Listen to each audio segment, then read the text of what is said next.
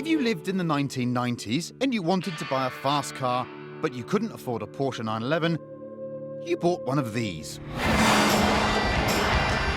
BMW M3. It was quick, it was rear-wheel drive, it was affordable-ish, and most importantly, on a wet roundabout, it would do big skids.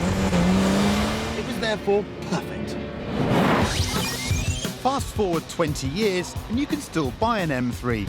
It looks like this. Yes, it's very fast and very impressive, but the M3 isn't really an M3 anymore.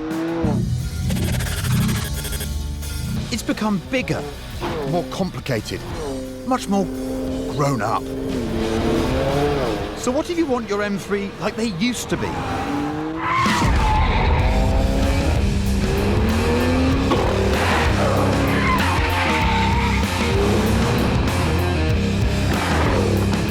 This is the M2.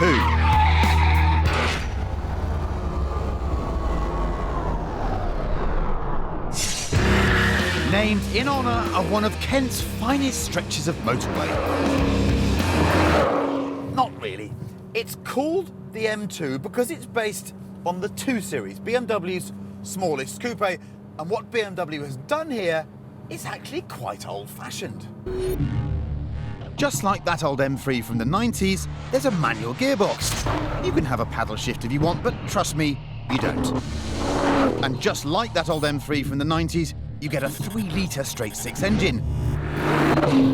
OK, it's turbocharged now, but that does mean 365 horsepower and 0 to 60 in 4.5 seconds.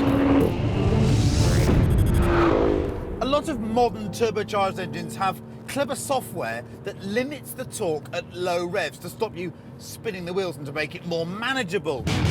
The M2, however, is not interested in manageable. So full torque, that's the stuff that gives you the big shove in the back, arrives at just 1500 RPM and it stays there pretty much all the way. So you don't have to find the M2's sweet spot, it's just there the whole time.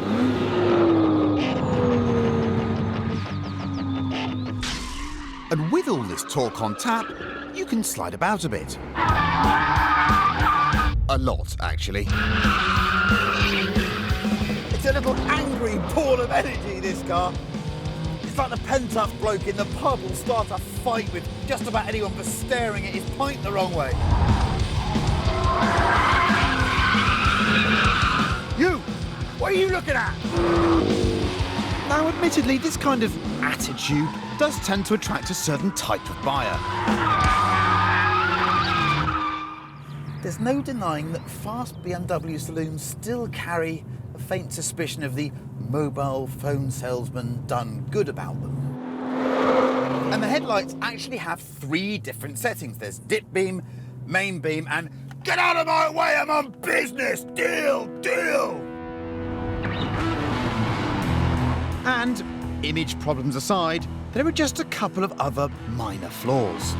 Complete geeks like me will notice that there is no oil temperature gauge. I always thought M cars had to have an oil temperature gauge, but this one doesn't, nor is the gear knob illuminated. I know, you're shocked at the depths of my sadness, aren't you? But it's one of those cars that makes you qualify everything with a, but what else can you get for the money? And also, what more can you expect?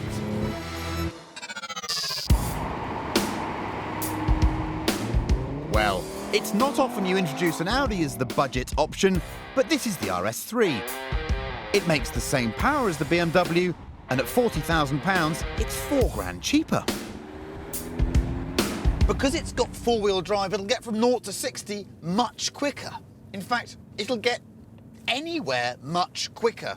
It is a deliriously, stupidly fast car. Has bigger back seats too, if you care about that sort of thing. In fact, on paper, it's just a winner. But you don't drive cars on paper. Welcome, then, to the Top Gear One Corner Challenge. In just one single corner, I'm going to demonstrate to you exactly why, despite what the official stats might say, the RS3 is not the better car. Which means I'll need to strap on the patented Top Gear Funometer 3000. Harnessing science and numbers and stuff to actually quantify happiness.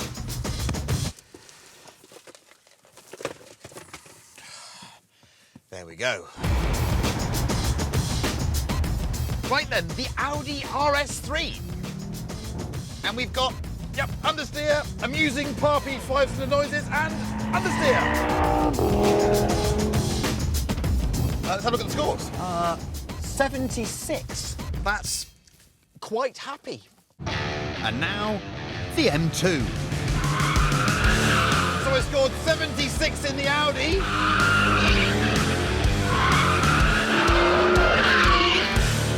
What did I score in the BMW? 514. There you have it. The BMW makes you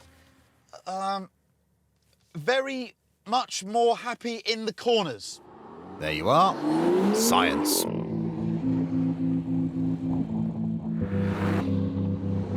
It really is simply brilliant, the M2. It takes you back to when driving was still brilliantly simple.